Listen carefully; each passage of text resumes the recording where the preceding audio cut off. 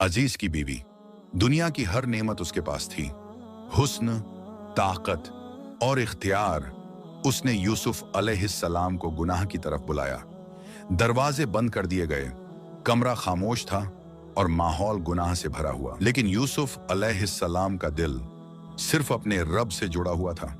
उन्होंने कांपती हुई आवाज में नहीं, बल्कि पूरे यकीन के साथ कहा, माजल्लाह, मैं अल्लाह से डरता हूं। यह वही लम्हा था जहां एक नौजवान अकेला खड़ा था और सामने सबसे बड़ी आजमाइश थी। अगर चाहते तो कोई देखने वाला नहीं था, लेकिन यूसुफ जानते थे अल्लाह सब देख रहा है। यूसुफ अलैहिस्सलाम गुनाह से बचते हुए दरवाजे की तरफ भागे। पीछे से उनकी कमीज खींची गई और कमीज फट गई। सच्चाई को झूठ बना दिया गया और उस पाक इंसान पर इल्जाम लगा दिया गया। बेकसूर होते हुए भी उन्हें जेल भेज दिया गया। लेकिन सुनिए, ये जेल यूसुफ के लिए जिल्लत नहीं थी।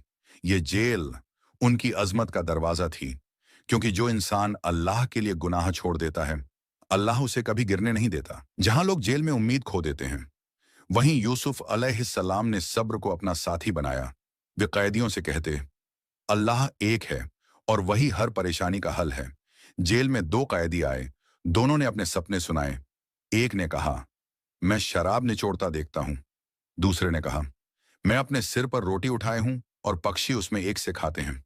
यूसुफ अलैहिस्सलाम ने अल्लाह की दी हुई समझ से उन सपनों की सही ताबीर बताई, और वही हुआ जो यूसुफ ने कहा था। सालों बाद मिस्र का बादशाह परेशान था। उसने सपना देखा, 7 मोटी गायें 7 दुबली गायों को खा रही हैं और 7 हरी बालियां 7 सूखी बालियों में बदल रही हैं। दरबार के सभी समझदार खामोश थे। तभी किसी को याद आया, जेल में एक ऐसा कैदी है जो सपनों की सही ताबीर जानता है।